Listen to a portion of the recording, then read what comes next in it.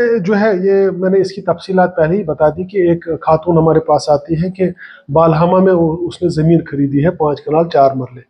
ये किसी शख्स से खरीदती है और 17 लाख इसका फीकस जो है कनाल का रेट बन जाता है,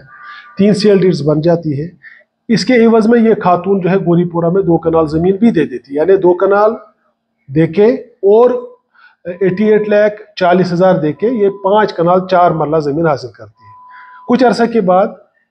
शफी चीनी इसमें एक आदमी है जिसका मैंने तफसीलात आपको बता दी, वो इसके पास जाता है और कहता है कि चूंकि अमल दरामद करना है, अपडेट करना है रिकॉर्ड्स को, तो ये सेल डीड्स आप मुझे दे दीजिए। कुछ अरसे के बाद फिर ये सेल डीड्स लेके इस खातून के पास जाता है और खातून ये देख के हैरान हो जाती है कि इसमें खसरा नंबरात चेंज हुए हैं, सर्वे नंबरात जो है वो चेंज हुए हैं। तो वो हमारे पास आ जाती है एप्लीकेशन देके, और इसी असना में ये एक और जो है मामला इसमें ये हो जाता है कि एक तीसरा शख्स आ जाता है और इस 5 कनाल और 4 मरले की ये ज़मीन जो है इस पे 2 कनाल पे कहता है कि ये मेरे ज़मीन है, 2 कनाल और 10 मरले ज़मीन। उसका वो कहता है कि मैंने मंजूर से हासिल की। बहरहाल हम छानबीन करते हैं, उसके बाद ये पता चलता है कि वाकई इस औरत के साथ धोखाधड़ी हुई है, खसरा नंबरात चेंज किए गए हैं, सर्वे नंबरात चेंज किए गए हैं, टैंपरिंग हुई है रिकॉर्ड्स में, धोखाधड़ी कर दी गई है, जालसाजी की गई है। और नुसरत अजीज़ जो तहसीलदार वक्त की बालहमा में थी और उसके साथ एक वो जो है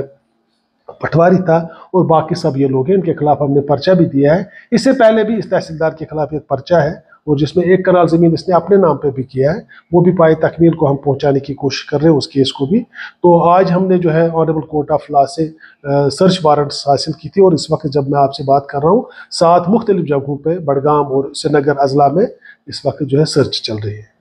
अब चूंकि नए कवानीन है, नए कवानीन में रेस्टोरेशन ऑफ प्रॉपर्टी का एक जो है जुज जो है उसमें शामिल किया गया है कि यानी जो गलत तरीके से अगर पैसा हासिल किया है, गलत तरीके से लोगों से पैसा हासिल किया है, तो वो वापस भी हो सकता है। उसमें एक आज जो है नए कवानीन में एक इसके लिए एक मुफस्सल तरीक़ेकार है जिसमें टाइम तो लगता है लेकिन रेस्टोर प्रॉपर्टी हो जाती है। तो हिरासत में तो अभी किसी को नहीं लिया गया है, अभी हम सर्च वारंट्स कर रहे हैं, ज़रूरत पड़े तो फिर अब उसी हिसाब से कानूनी कार्रवाई आगे भी होगी। क्योंकि मैंने बताया कि इसमें एक और केस भी है, वो भी हमने पाए तकमील तक पहुँचाने की कोशिश की है।